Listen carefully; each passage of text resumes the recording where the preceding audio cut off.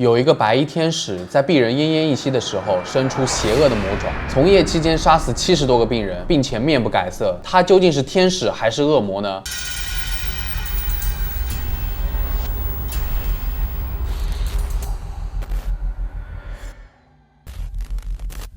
Hello， 大家好，我是正正，今天给大家讲一个自称是死亡天使的美国连环杀手唐纳德·哈维。他的作案条件简直简单到离谱：医疗器械、投毒，而且他杀人于无形。受害者主要都来自医院里的病人，并且从业几十年间从来都没有被怀疑过。其实他只是医院里的一名不起眼的护士，而这位外表温柔的人常常把自己看作是死亡天使，有条不紊地进行谋杀，假装对老年病患大发慈悲，减轻他们的痛苦。实际上他就是一个冷漠的杀手，给无数的人致命一击，从而自己获得杀戮的快感。哈维出生于1952年的4月15日，他家里还有2个兄弟姐妹，条件不太好，住在肯塔基州的东部山区。哈维小时候被叔叔和邻居虐待过，因此有虐待情节。在学校里，哈维也不喜欢在学校的操场上玩，而是愿意与成年人打交道。老师们很喜欢他，但学生却孤立嘲笑他。1968年，哈维从高中辍学，但通过函授也获得了普通文凭。哈维的母亲让他回到家乡一起照顾生病的祖父。在伦敦的玛丽蒙特医院，哈维成为了定期探访者，很快获得了工作人员的欢迎和喜爱，并最终在那里找到了工作。他给病人服药，并照看他们的医疗需求和个人需求。哈维感到自己就像个上帝一样，掌管了所有病患的生命。他开始对掌控无助者这种力量感到着迷。正是这样，哈维的恐怖杀戮正式开始了。1970年的5月30日，也就是哈维在医院工作的2周后，第一名受害者是88岁的埃文斯。哈维用枕头和塑料袋将其闷死。据说起因是埃维斯在他脸上抹了粪便，引起了哈维的愤怒。当哈维给另外一个病人拿错导管的时候，也意外地杀死了他。哈维一直压住他，直到他吐血而死。哈维的第一个实际杀人是一名42岁的女病人，她是通过切断其氧气瓶而进行谋杀的。据说是因为这个女病人告诉哈维自己想死，甚至还在为死亡祈祷。哈维自称是大发善心成全了她。与此同时，哈维自己挣扎在抑郁症的折磨中，脑海里常常出现自杀的念头。他遇到了一个叫做米登的殡仪馆工作人员，米登给他介绍了神秘学以及人体知识的细节。他凭借新的人体知识继续杀死老年病人。由于一些受害者本身就身体不适，哈维将其形容为仁慈谋杀案。当他和米登关系恶化时，哈维很沮丧，开始幻想如何折磨并杀死米登。由于哈维的大多数患者都是年老或者身体不好的，